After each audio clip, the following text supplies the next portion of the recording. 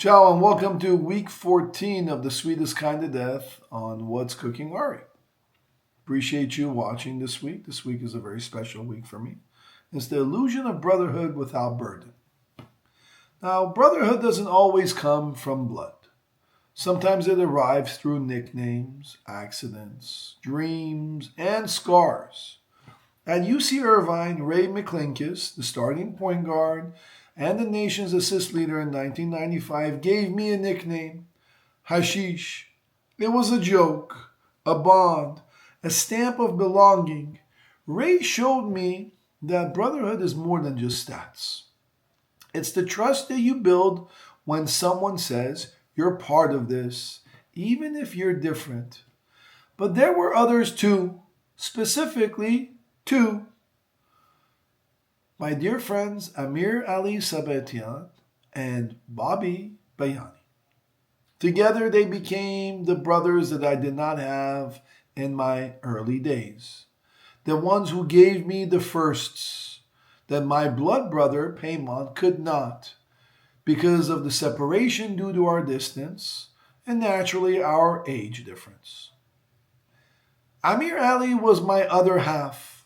He was my critical thinker, the flip side of my coin. He was the brother that I never had.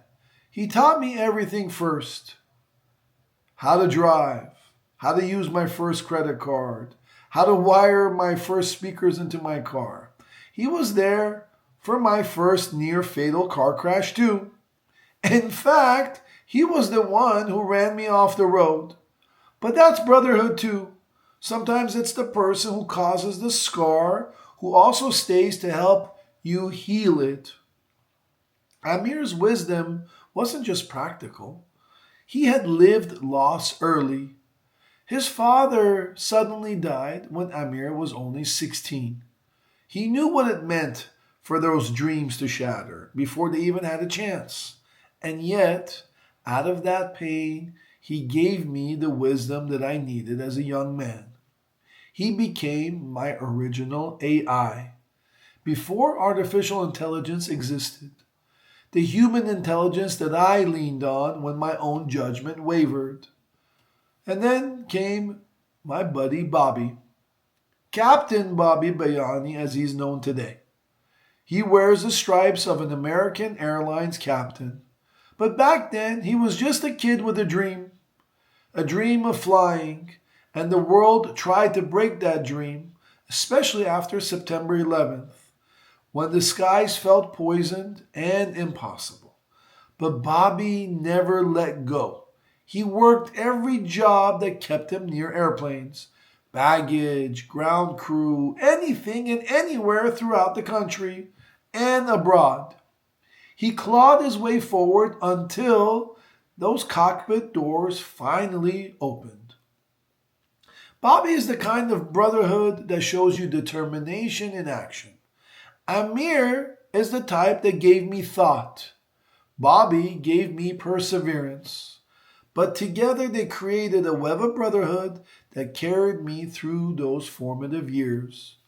Not as substitutes for my real brother, but as additions to the family fate gave me. Now here's the reflection or the mirror of this chapter. Here is the truth.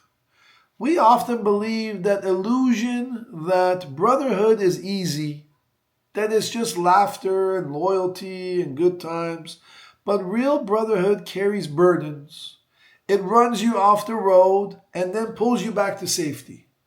It loses a father at age 16 and still finds the strength to guide you.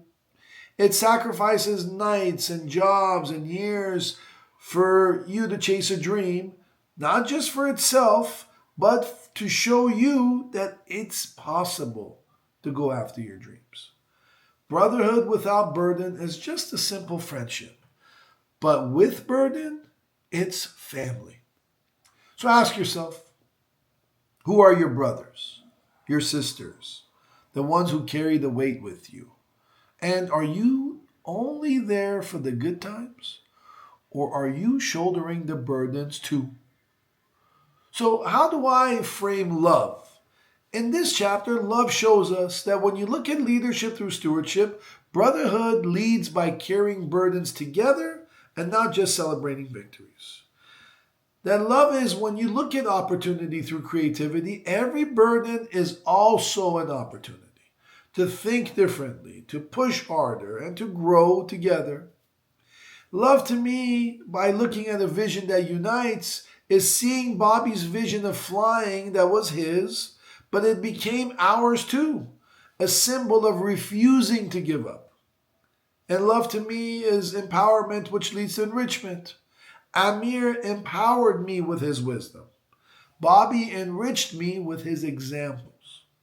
And in the bank of time and trust, burdens are deposits, and every trial that you share, every scar that you help heal, every dream that you protect, those are credits that never expire. So here is your mirror for this week. Who are you calling your brother or sister, but only walking with them in sunshine? Where are you avoiding the burdens that would make those bonds real? And equally, who has carried burdens for you that you haven't thanked in a long time? So here is your kill move. Again, try to accomplish this in 48 hours. Your exercise for this week. Step 1, I want you to write down the names of 2 people you consider your brothers or sisters in life. Step 2, ask yourself, what burden have they carried for me? What burden am I willing to carry for them? Step 3, within 48 hours, act. Show up in one practical way by fixing something or even sitting in silence, helping with a need, and listening without distraction. And finally, step 4, like always, mark this as a deposit because burdens carried together are bonds that no distance can break. So here is the candle for this week. Brotherhood is tested in burden, proven in endurance, and remembered in love. Ciao, and go reach your brother or sister.